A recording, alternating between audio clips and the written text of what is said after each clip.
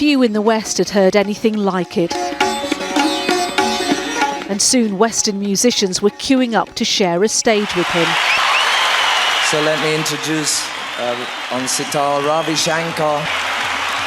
The Beatles' George Harrison was a huge fan, learning from the maestro himself.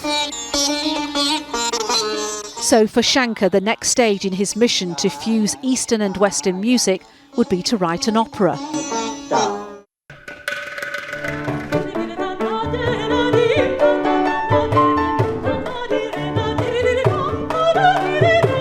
And today, 4 years after his death, his opera is ready and in rehearsals.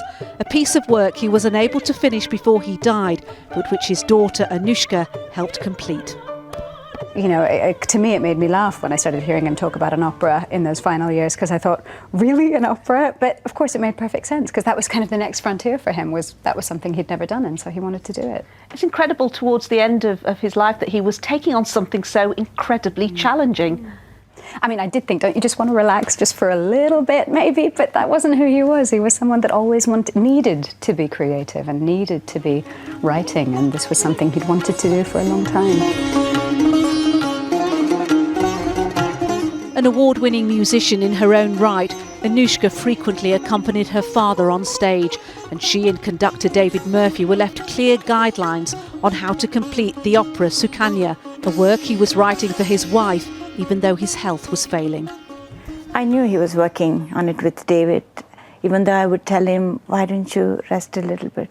He would say, no, I need to. But he did tell me one thing, that if for some reason I'm not able to finish it, Anushka will do it for me, he said.